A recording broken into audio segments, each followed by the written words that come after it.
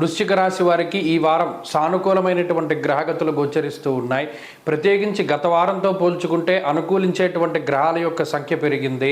తృతీయ స్థానమందు ఉపచయ స్థానమందు పాపగ్రహాలు యోగిస్తూ ఉండడం వల్ల ఇష్టసిద్ధి అన్నారు. అంటే నచ్చినటువంటివి కొనుక్కోగలిగేటువంటి స్థితి ఉంటుంది. ప్రత్యేకించి రాజకీయపరమైనటువంటి లబ్ధి ఉంటుంది. పై అధికారులతోటి సానుకూలమైనటువంటి వాతావరణం ఉంటుంది. మీకు రావలసినటువంటివి మీకు దక్కవలసినటువంటివన్నీ కూడా సకాలంలో మీకు దక్కేటువంటి అవకాశాలు ఉంటాయి.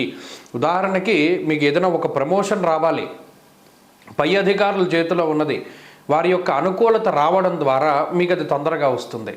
అలాగే రాజకీయపరమైనటువంటి పదవీ ప్రాప్తి కలగాలి. ఈ వారంలో దాని తాలూకు విషయాలపై కొంత స్పష్టత రావడానికి అవకాశం ఉంటుంది.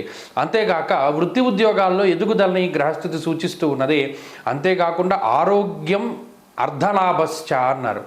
ఆరోగ్యాన్ని ఆర్థికాభివృద్ధిని రెండింటినీ కలగజేసేటువంటి గ్రహస్థితి ఈ వారంలో ప్రత్యేకించి కనబడుతూ ఉన్నది. కాబట్టి వృశ్చిక రాశి వారికి వృత్తి ఉద్యోగాల్లో ఎదుగుదల ఉన్నది.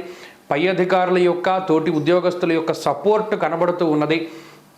మానసికమైనటువంటి ప్రశాంతత ఉన్నది.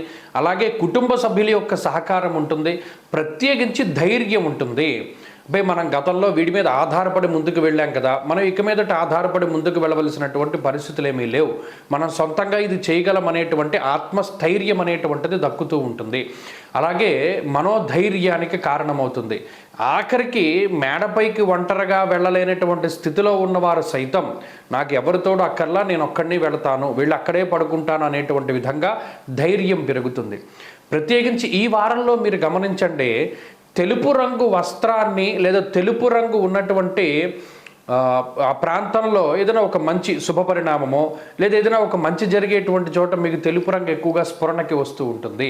అంతేగాక సుగంధ ద్రవ్యాలు, సువాసనలు, ప్రత్యేకించి పరిమళ సంబంధమైనటువంటి వస్తువుల చుట్టూ ఈ వారంలో ఎక్కువగా తిరగడానికి అవకాశం ఉంటుంది.